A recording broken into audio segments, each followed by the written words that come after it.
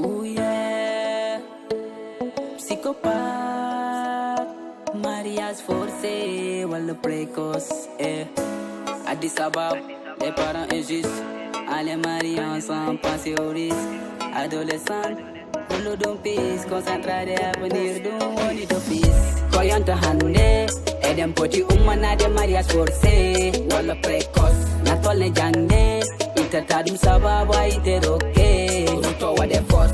Addis Ababa, les parents injustes, on les marie ensemble, penser au risque, adolescente, olu dum pis, concentré à venir d'un nid d'office. Lowe no pijina be kongi di do tet, holding, ase, 14 dum gazi, kotek, iddo jibna da hayare dubi tet. Jagi sap, hayare sapo tati.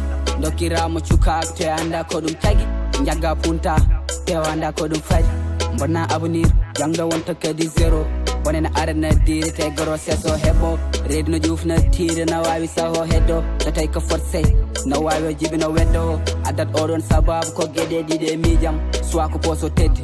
Wala ko dewgal endam mi ñaagi mama sabi ala hoto rokirta wa yontani ngoppa momo janga sabo dewgal kañum yawtani to yonta hande rewbe kebe mbima kañum keppani adun dafa gudu tante lek mun na la jom ko yonta hande eden poti ummanade mariage forcé wala précoce na tolle jangde itata dum sababu ite roke ruto wa de force Addis Ababa les parents injustes on les marie ensemble penser au risque adolescente olu dum pis, concentré à venir d'un woni d'office. Wadde fir, debbo wana saregal.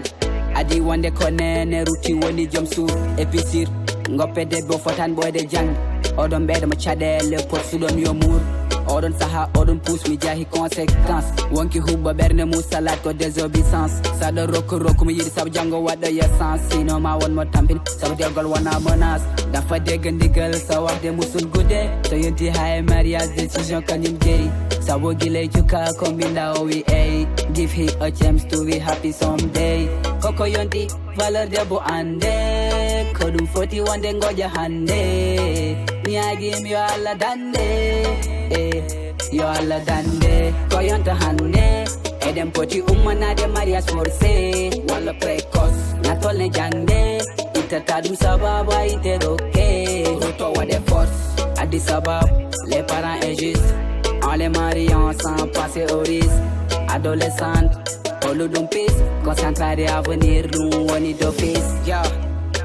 On ne force pas la porte des autres, on propose, on suggère, mais on ne vient rien imposer par le forcing. Cela s'appelle aussi du respect. Psychopathe, one love.